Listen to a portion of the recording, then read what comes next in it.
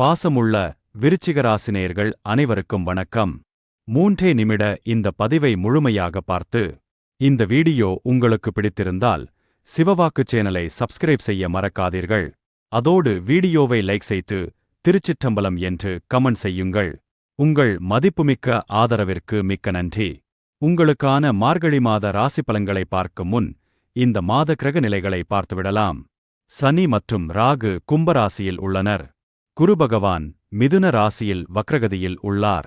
சூரியன் மற்றும் செவ்வாய் தனுசு ராசியில் இருக்கிறார்கள். கேது பகவான் சிம்ம ராசியில் இருக்கிறார்.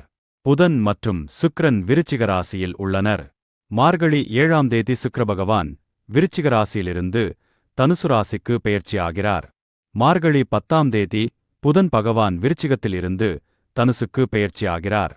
மார்கழி 27ஆம் தேதி புதன் தனுசு ராசியிலிருந்து மகர ராசிக்கு பெயர்ச்சியாகிறார். மார்கழி 30ஆம் தேதி செவ்வாய் பகவான் தனுசு ராசியிலிருந்து மகர ராசிக்கு பெயர்ச்சியாகிறார்.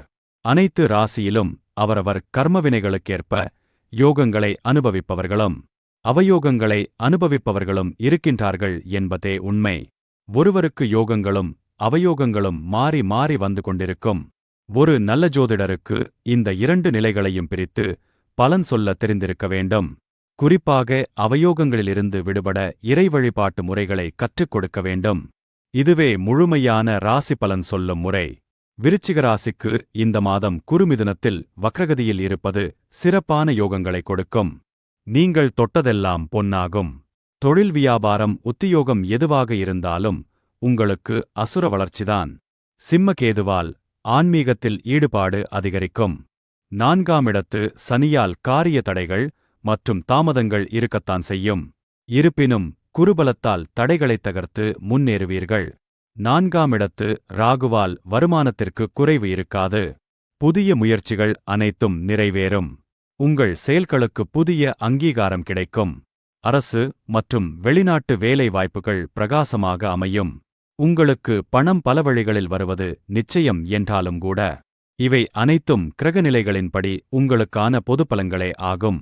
கிரகநிலைகள் சாதகமாக இருந்தாலும் கூட கர்மவினைகள் படி பல விருச்சிகராசி அன்பர்கள் தாங்க முடியாத பல துன்பங்களை அனுபவித்து வருகிறார்கள் என்பதே உண்மை.